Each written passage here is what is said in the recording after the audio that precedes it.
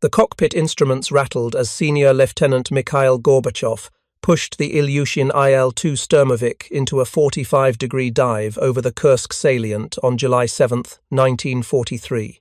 At 3,000 feet, Soviet doctrine said you level off, come in horizontal at 500 feet, and strafe from there.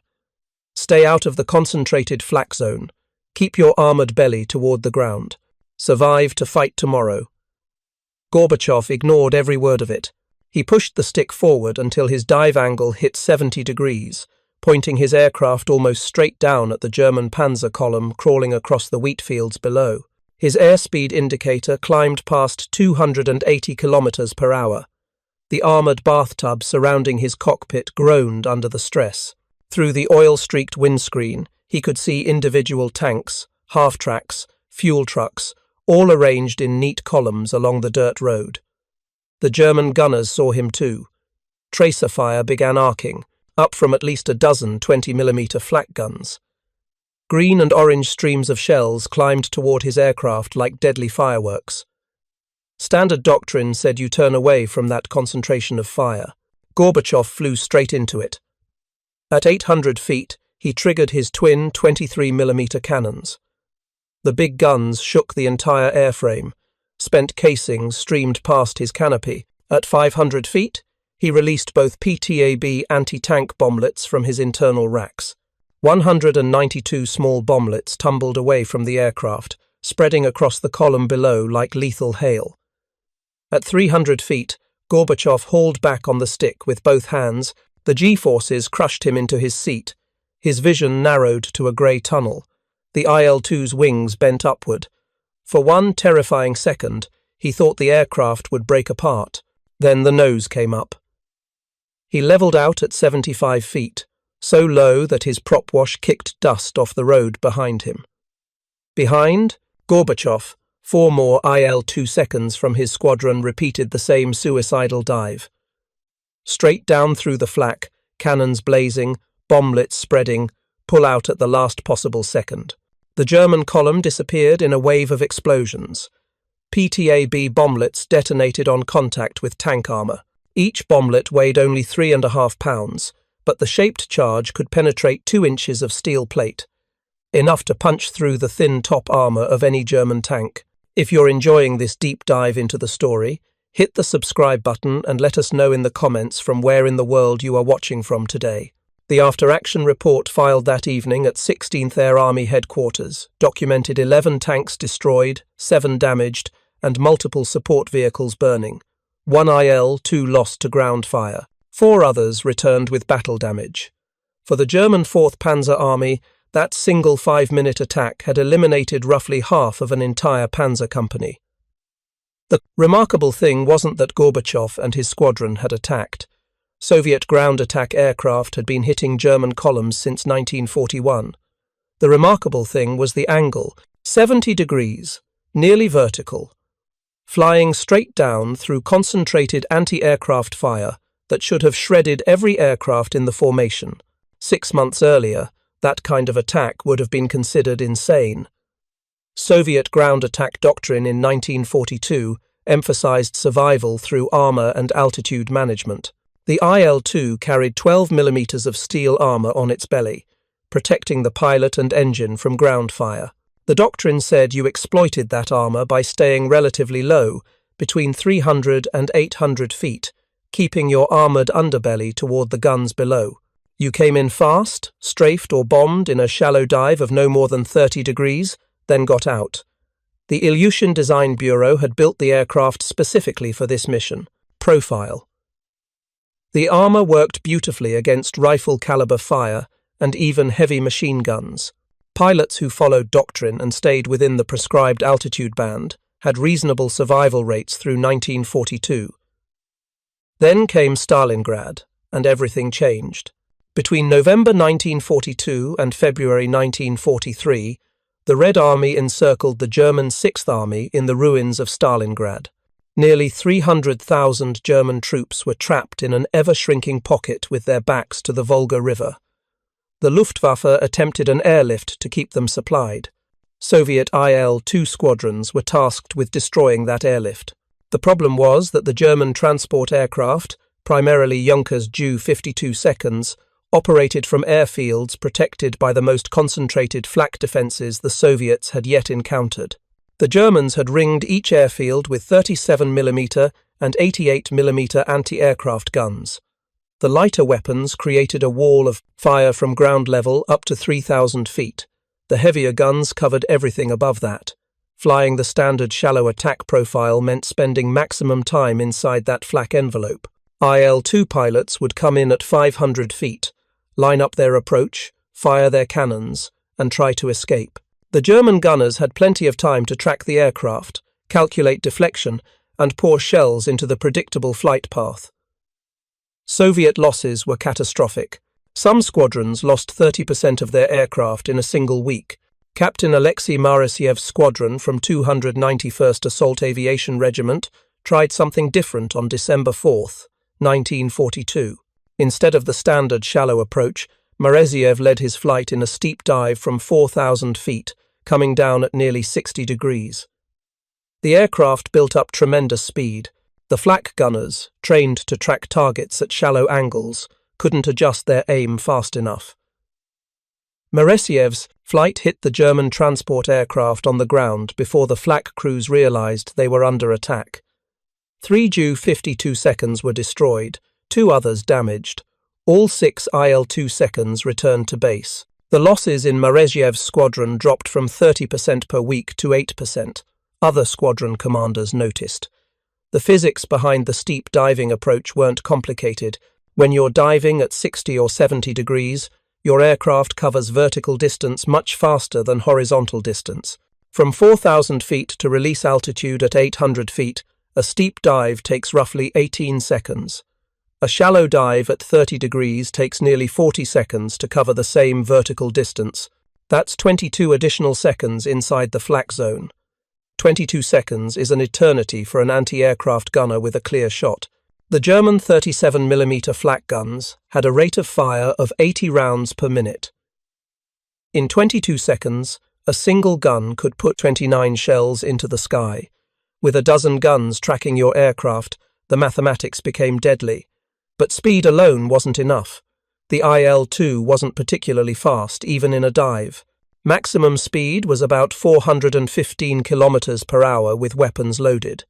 German fighters could catch it easily. The key advantage was the dive angle itself and what it did to tracking solutions.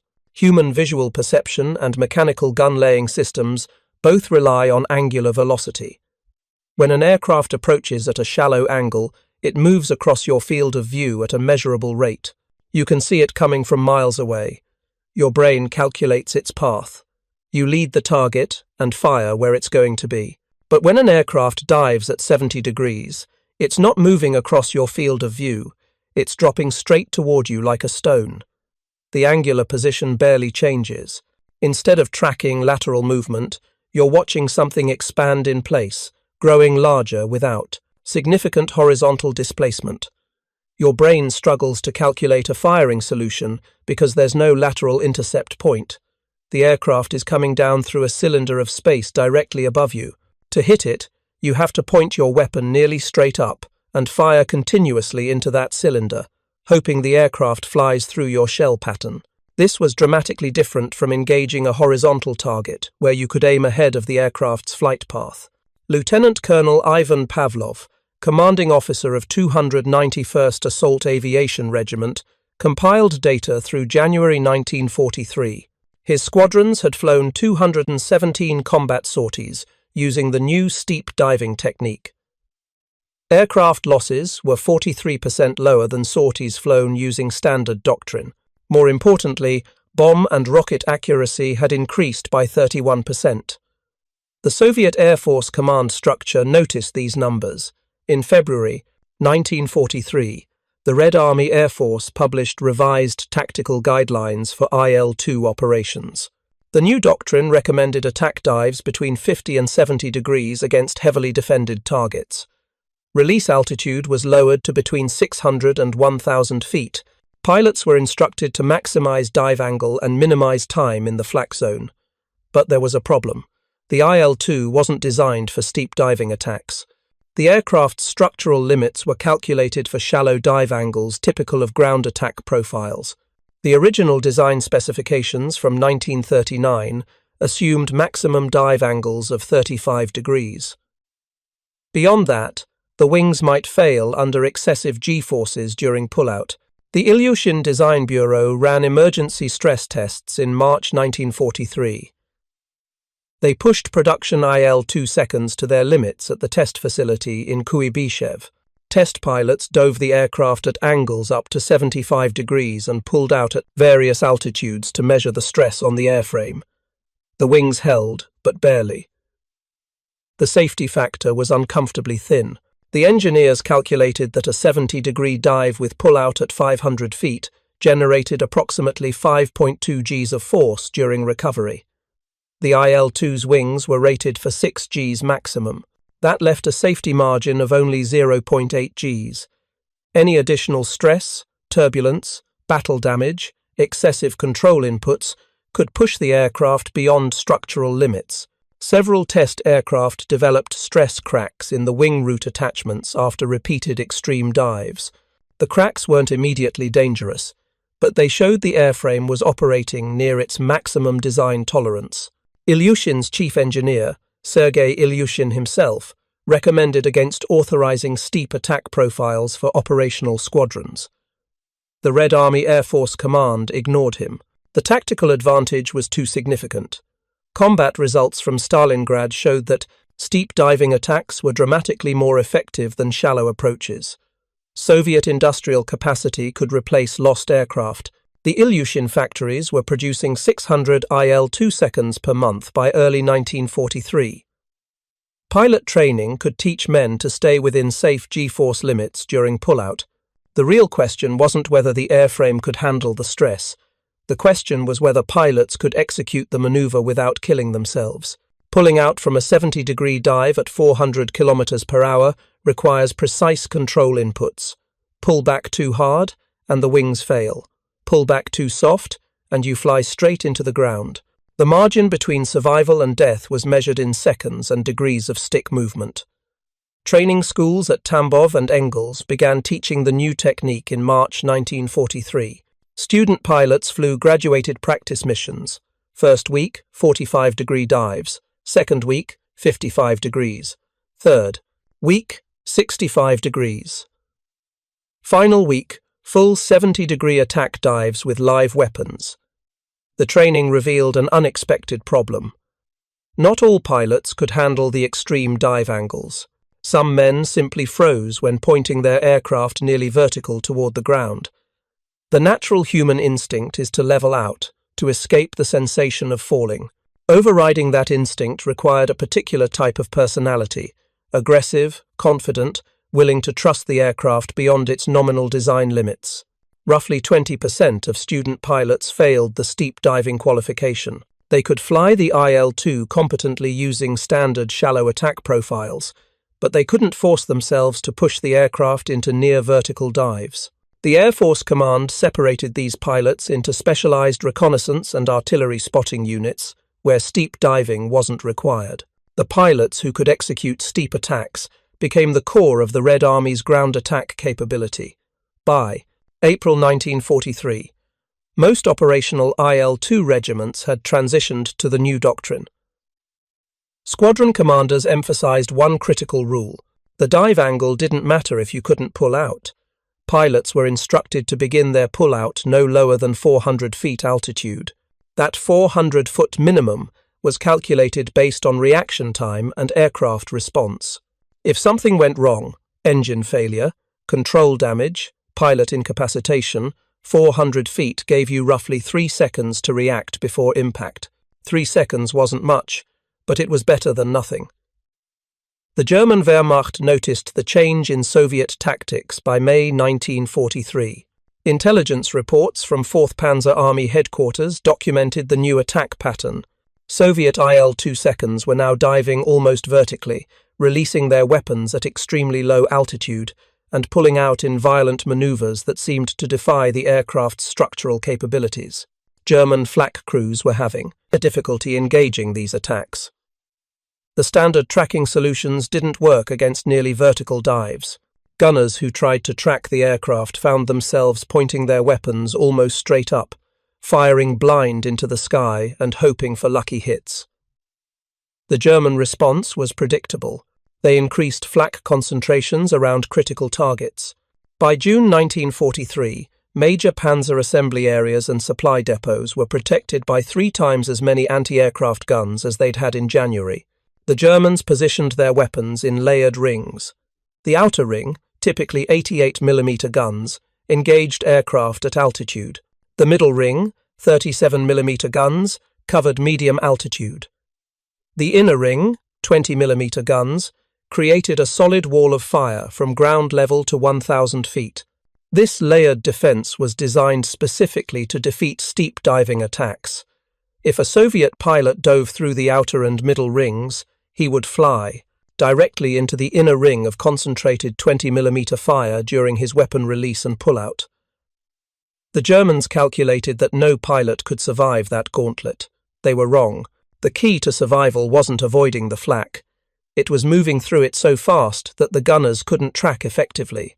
An IL-2 diving at 70 degrees covers 1,000 feet of altitude in roughly 4 seconds. 4 seconds from the moment you enter the concentrated flak zone until weapon release.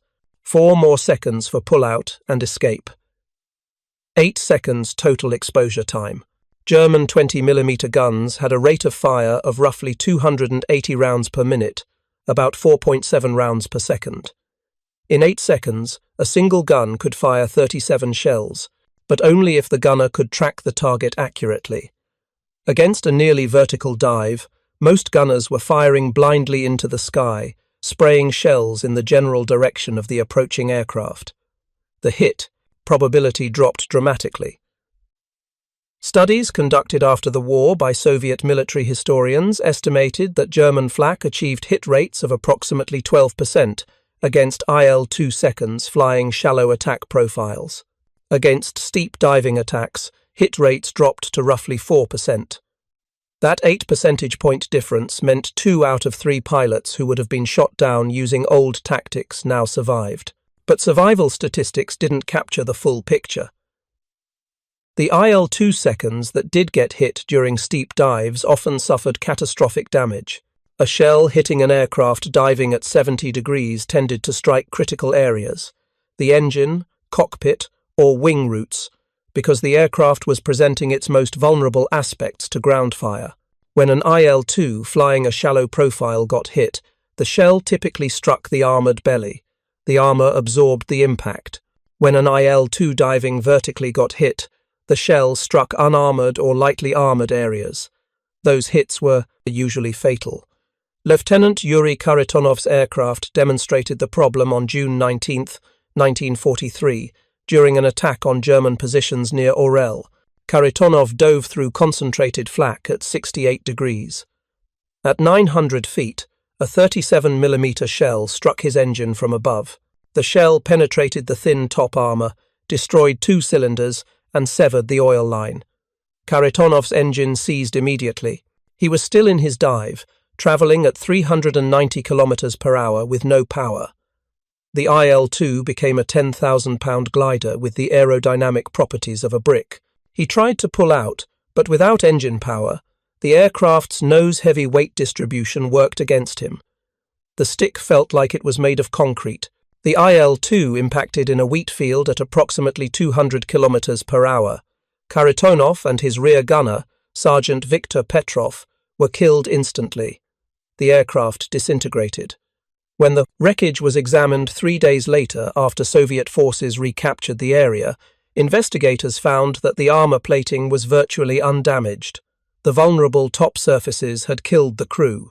These losses were acceptable, barely, because of what the steep diving attacks accomplished.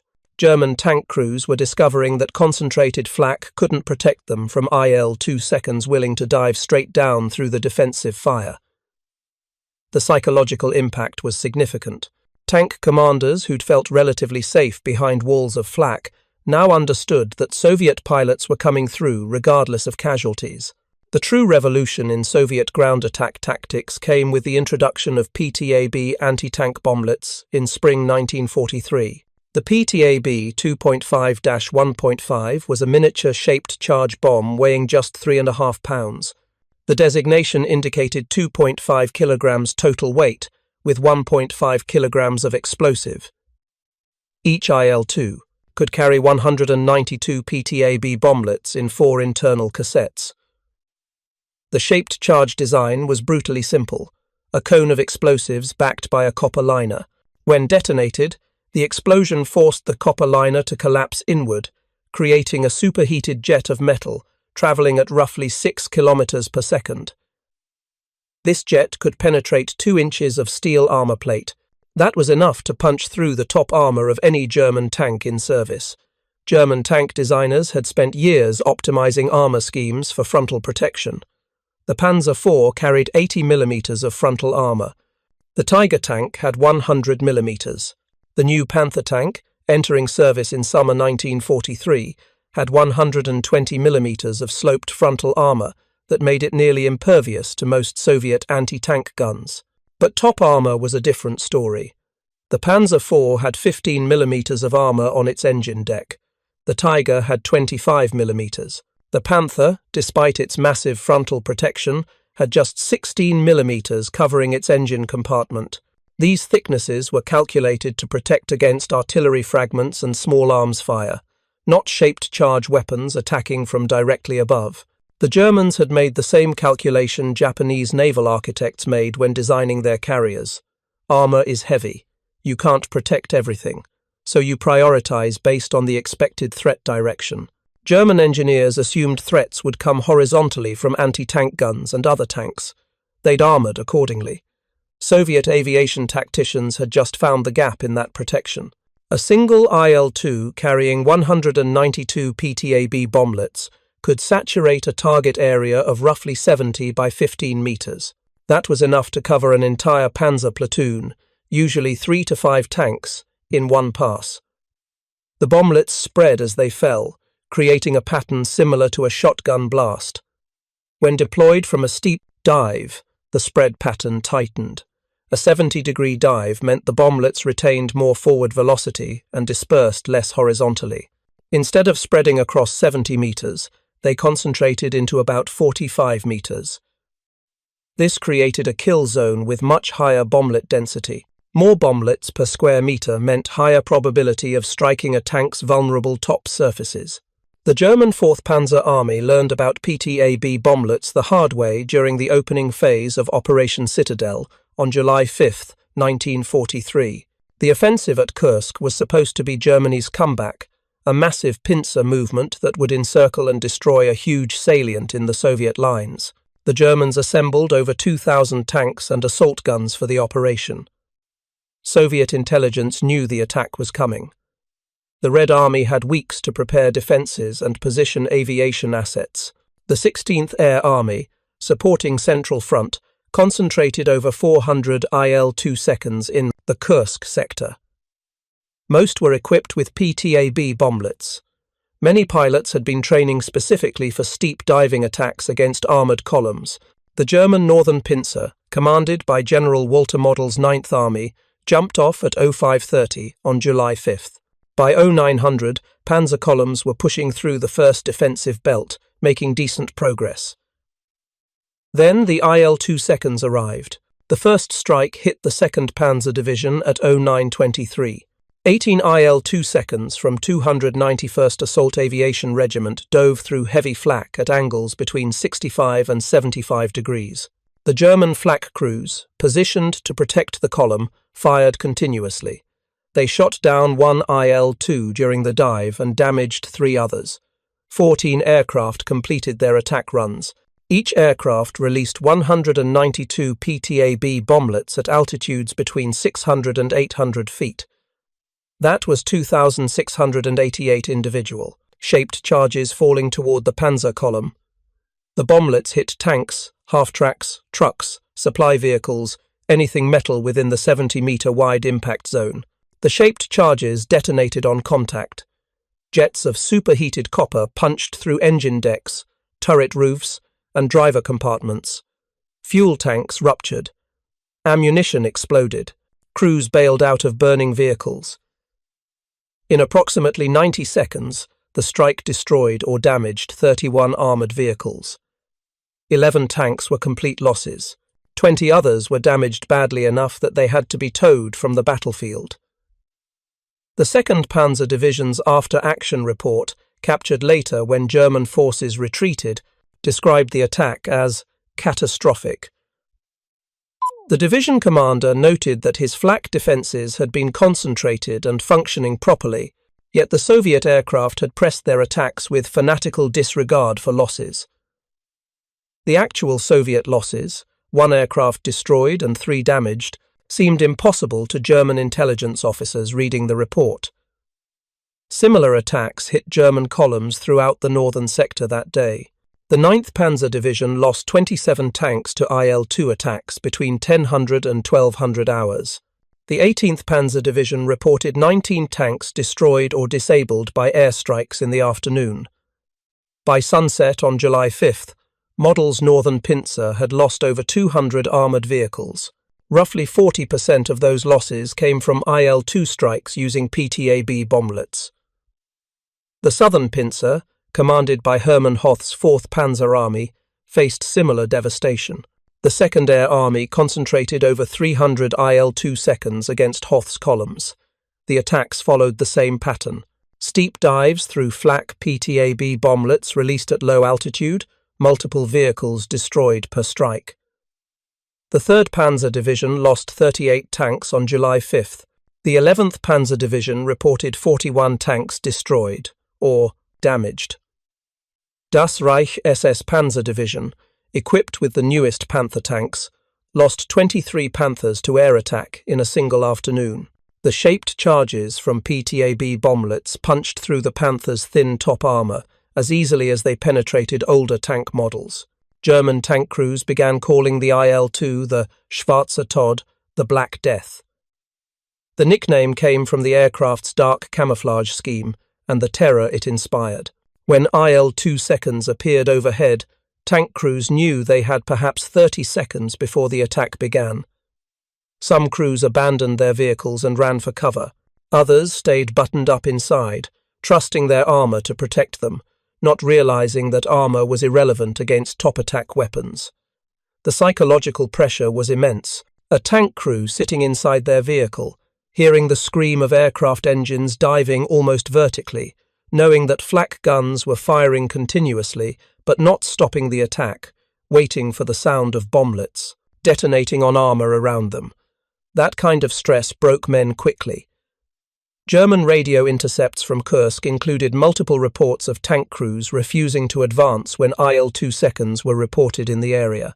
Some units experienced what modern psychologists would call acute stress reactions, tank commanders making irrational decisions, drivers freezing at controls, gunners unable to function.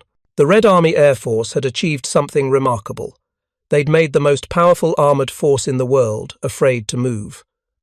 The steep diving tactic was essential to this psychological impact. If Soviet pilots had attacked using standard shallow approaches, German flak would have shot down enough aircraft to prove the defences worked. Tank crews would have maintained confidence, but watching IL-2 seconds dive almost vertically through walls of flak, seeing them press attacks despite taking hits, and then watching multiple tanks burn after each strike, that destroyed morale. The Germans tried to adapt. By the 2nd day of Kursk, panzer divisions were spacing their vehicles further apart during movement. Instead of columns with tanks every 50 metres, they dispersed to 150 metres. This reduced the number of vehicles within a single PTAB strike zone. It also slowed movement speed and made the formations harder to command. German flak units repositioned their guns to cover more vertical angles. Instead of focusing on medium-altitude approaches, they tilted their weapons toward 90 degrees and fired more speculatively into the sky above defensive positions. This created more shell density at high altitude, forcing IL-2 seconds to dive through even more intensive fire. Soviet losses increased slightly, but not enough to stop the attacks. If you find this story engaging, please take a moment to subscribe and enable notifications. It helps us continue producing in-depth content like this. By July 10th, 5 days into the Kursk offensive, German armoured units had lost over 700 tanks and assault guns in the northern and southern sectors combined. Soviet sources credited IL-2 attacks with destroying or disabling approximately 320 of those vehicles. That was 45% of total armour losses from just one attack vector. The remainder came from anti-tank guns, mines, and tank-versus-tank combat. The ratio was unprecedented.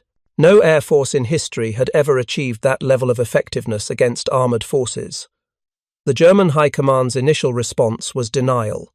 Field Marshal Günther von Kluge, commanding Army Group Center, sent reports to Hitler's headquarters claiming Soviet aircraft losses were catastrophic and that German flak defenses were functioning perfectly. Intelligence officers at OKH, the German Army High Command, analyzed the casualty reports more carefully. They noticed something disturbing. German divisions were reporting IL-2 shoot-downs at roughly triple the rate that Soviet aviation actually lost aircraft. The discrepancy came from over-reporting. When 30 flak guns fire at the same aircraft and that aircraft goes down, every gun crew claims credit for the kill. The reports showed 30 destroyed enemy aircraft when reality was 1. By mid-July, OKH's intelligence assessment concluded that German flak was achieving real kill rates between 4 and 6% against attacking IL-2 seconds. To put that in perspective, during the Battle of Britain in 1940, British Fighter Command achieved kill rates around 14% against attacking Luftwaffe bombers. German flak in Russia was performing at less than half that effectiveness. The reason was the dive angle. British fighters engaged German bombers in horizontal combat, where deflection shooting and pursuit tactics worked normally. German flak crews were trying to hit aircraft diving nearly vertically, a fundamentally different problem with no good solution given their weapons and fire control systems. German engineers rushed to develop new anti-aircraft weapons, optimized for engaging steep diving attacks. Rheinmetall proposed a new 37mm flak gun with faster traverse rates and higher elevation limits. Krupp submitted designs for a radar-directed fire control system that could track vertical approaches more effectively. Both programs would take months to develop and deploy. Meanwhile, Soviet factories were producing PTAB bomblets at a rate of over 3 million per month. Ilyushin plants were delivering 600 new IL-2 seconds monthly to frontline units. The production differential was crushing. Even if German flak achieved kill rates of 10%, an optimistic projection, Soviet aviation could absorb those losses and maintain operational effectiveness. The Eastern Front wasn't like the Western Front, where the Luftwaffe faced the USAAF and RAF. German air defenses in the east were spread across thousands of kilometers of front line, protecting everything from tank columns to supply depots to railway junctions. There wasn't enough flak to create truly impenetrable defenses everywhere. Soviet aviation commanders simply concentrated attacks on the weakest points. The tactical pattern through late 1943 became predictable. Soviet reconnaissance aircraft would locate German armoured formations. Headquarters would vector IL-2 regiments to the target area. The aircraft would arrive at medium altitude, form up, then dive, almost vertically through whatever flak defences existed. PTAB bomblets would saturate the target zone. Surviving aircraft would pull out at low level and escape. Each strike took approximately 10 minutes from initial dive to departure. Each strike destroyed or disabled between 8 and 25 German armoured vehicles, depending on target density and formation spacing. The Germans tried to counter by moving primarily at night when Soviet aviation was less effective. This worked to some degree, but it slowed operational tempo dramatically. Panzer divisions that could cover 100 kilometers in daylight could barely manage 40 kilometers at night. Road discipline broke down in darkness. Vehicles broke down without proper maintenance intervals. The tactical advantage of German armour, mobility, and concentration of force was negated by fear of air attack during daylight hours. Some German commanders attempted to provide fighter cover over moving panzer columns. This worked occasionally, but required dedicating fighters to defensive patrols instead of offensive operations.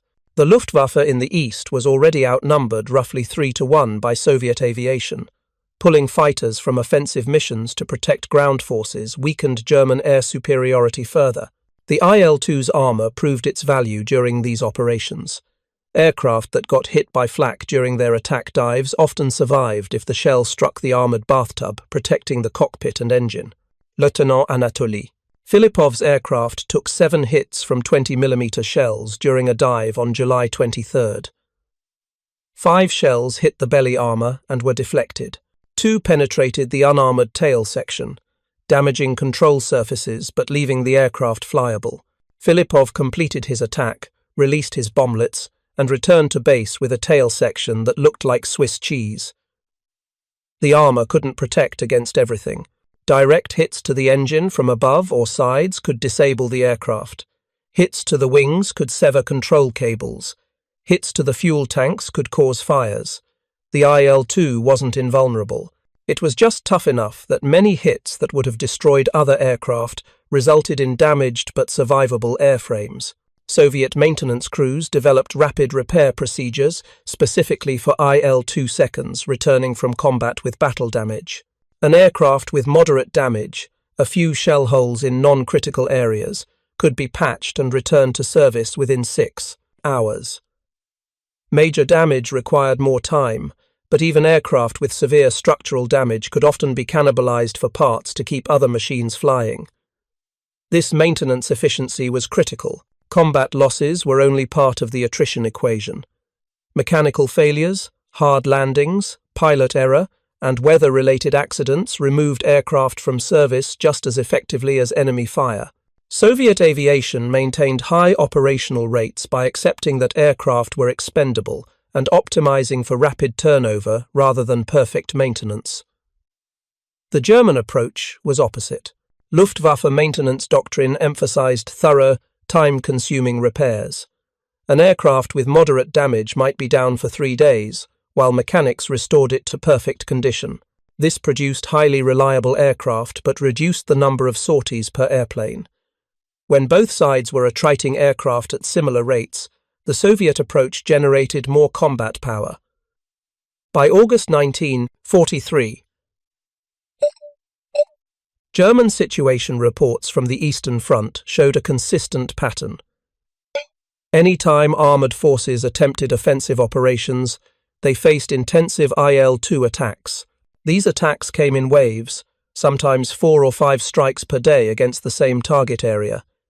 Each strike destroyed vehicles, killed crews, and degraded the formation's combat power. The cumulative effect was devastating.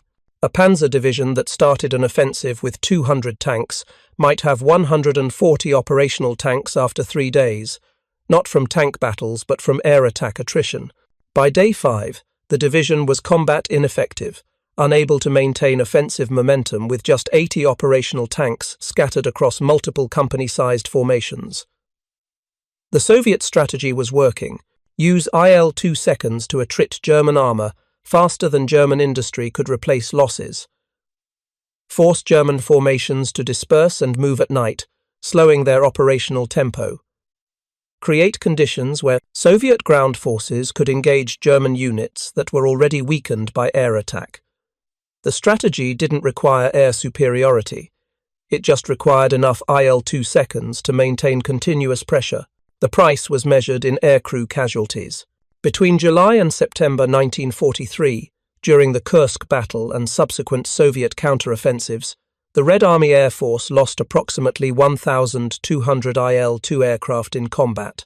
That represented roughly 38% of all IL-2 seconds deployed to the Kursk sector.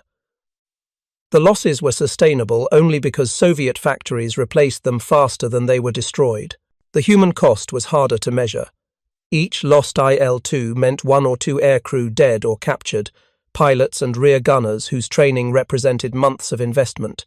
The Soviet aviation training system was producing roughly 800 new IL-2 pilots per month by mid-1943. That barely kept pace with losses. Replacement pilots arriving at frontline units typically had 60 to 80 flight hours of training. Experienced pilots, men with 20 or more combat missions, were valuable beyond measure. They understood the tactics, knew how to survive, and could teach new arrivals the tricks that meant the difference between life and death. Squadrons that retained experienced flight leaders had dramatically better survival rates than squadrons with mostly replacement pilots. Senior Lieutenant Gorbachev, who survived his suicidal dive through flak on July 7th, flew 38 combat missions between July and October 1943. He was shot down twice, both times managing to crash land in friendly territory and return to his unit. By November, he was one of the most experienced IL-2 pilots in his regiment. He was training new pilots in the steep diving technique when his aircraft suffered an engine failure on November 14th. The engine seized during a routine training flight. Gorbachev and his student pilot crashed while attempting an emergency landing. Both were killed. The loss of experienced pilots like Gorbachev meant the collective knowledge base eroded continuously. Tactics that worked had to be relearned by each new generation of pilots. What had been standard procedure in July became advanced technique in September and lost art by November, as the men who'd developed those procedures died faster than their knowledge could be effectively transferred. Soviet aviation addressed this through intensive documentation. Squadron intelligence officers were required to file detailed after-action reports following every mission. These reports included dive angles, release altitudes, accuracy assessments, flak intensity, and lessons learned. The reports were compiled at Army and front level, then distributed to training schools. By late 1943, the combat reports from Kursk had been analyzed and codified into revised training curricula. New student pilots learned the steep diving technique as standard doctrine, not improvisation. They practiced the maneuver repeatedly until it became muscle memory. The institutional knowledge was preserved even as individual pilots died. The German response evolved through autumn 1943. Tank crews were instructed to carry additional fire extinguishers for fighting engine compartment fires caused by PTAB strikes. Panzer divisions requested more anti-aircraft support, though German flak production couldn't keep pace with demand. Some units experimented with smoke generators, trying to obscure armoured columns during movement. None of these countermeasures proved particularly effective. PTAB bomblets falling from above didn't care about smoke. Extra fire extinguishers helped if the crew survived the initial hit but did nothing to prevent the hit. More flak guns just meant Soviet pilots faced more fire during their dives, which they'd already accepted as inevitable. The fundamental problem remained unsolvable within German doctrine. Their tanks were designed to fight other tanks in horizontal engagements, their armour schemes optimized for frontal protection. Their tactics emphasized maneuver and concentration of force. All of this became dangerously vulnerable to air attack from above, using weapons specifically designed to defeat thin top armour. Redesigning German tanks with heavier top armour would have required reducing frontal armour or reducing mobility, both unacceptable compromises. The Panther tank already weighed 45 tons. Adding significant top armour would push the weight beyond 50 tons, making the vehicle too heavy for most bridges and reducing operational range. German engineers studied the problem extensively. There was no good solution. The Soviet combination of steep diving attacks and PTAB bomblets had found an exploit in German armoured warfare doctrine that couldn't be patched without fundamental redesign of equipment and tactics. That redesign would take years Germany didn't have. By early 1944, the pattern was well established. German armoured offensives faced intensive IL-2 attacks that degraded combat power faster than ground combat alone could explain. Soviet aviation losses remained high but sustainable. German armour losses were sustainable only by retreating, shortening supply lines, and reducing operational tempo. The strategic initiative had shifted permanently to the Soviet side. The steep diving tactic, pioneered by desperate pilots over Stalingrad, had become standard doctrine across Soviet ground attack aviation. Training schools taught it. Operational units executed it. German forces feared it. The IL-2 Sturmovik, derided by some Soviet pilots early in the war as a flying tank that was too slow and vulnerable, had become the most effective anti-armor weapon in the Red Army's arsenal. The aircraft didn't change, the tactics changed. Pilots learned to push their machines beyond design limits, to dive through concentrated fire that should have been unsurvivable, to trust that speed and angle of attack mattered more than armor and altitude. The same IL-2 that struggled to survive in 1942 became the terror of German armoured forces in 1943 through nothing more than changing how pilots employed it. The innovation came from the bottom up, from squadron commanders willing to experiment and pilots willing to risk their lives testing new approaches. The Soviet command structure recognized what worked and institutionalized it faster than the Germans could develop effective countermeasures. That organizational flexibility, the willingness to abandon established doctrine when combat experience proved it inadequate, was as important as any weapons system. By May 1944, when the Soviet summer offensive began, IL-2 regiments were operating with terrifying efficiency.